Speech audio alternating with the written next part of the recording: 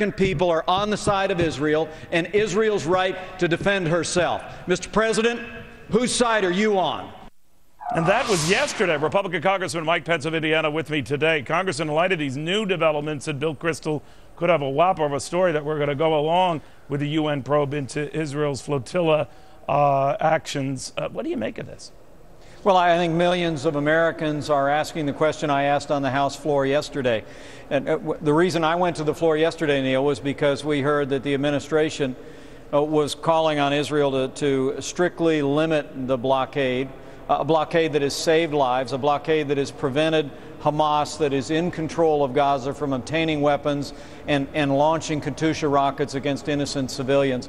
But today's report in the news media, the administration may be supporting an anti-Israel resolution next week. I'm glad to hear Bill and here on Fox News say that they're disavowing that, saying that's not the case.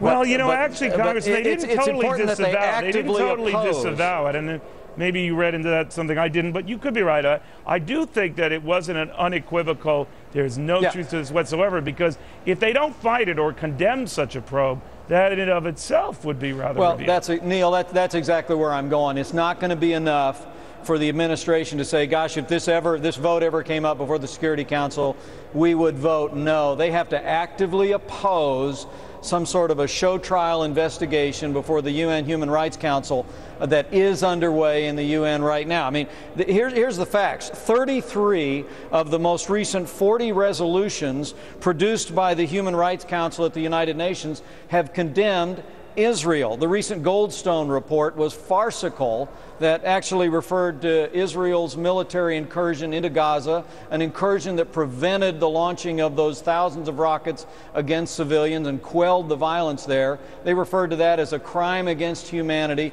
This is a moment where the American people who support our most cherished ally, Israel, expect the American administration to actively oppose efforts within the United Nations to engage in this kind of an inquiry. What's really going on here? I mean, we've ticked off loyal allies like those in Israel.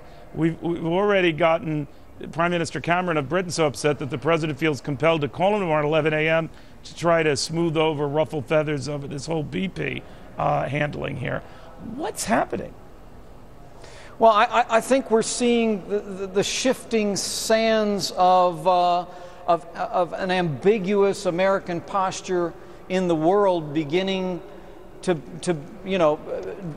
become a reality in developments in the region. I mean, the fact is that Turkey participated and was complicitous in launching a flotilla that was designed to challenge the blockade and challenge Israel's right of self-defense. I mean, this administration has sent two messages to that part of the world. Number one, it's okay to cozy up to Iran the way Turkey and Brazil recently have done. And number two, it's okay to bully Israel. I mean, the United States of America has been condemning Israel for rebuilding Jerusalem. This has all just got to stop. The administration needs to forcefully and clearly indicate that they will oppose any effort at an investigation. But again, Neil, we need to consider the King Bill, which would remove the United States from participation in the UN Human Rights Council and deny one single U.S. tax dollar to fund this investigation. And for more discussion next week. In the meantime, Congressman, always good having you. Have a good weekend.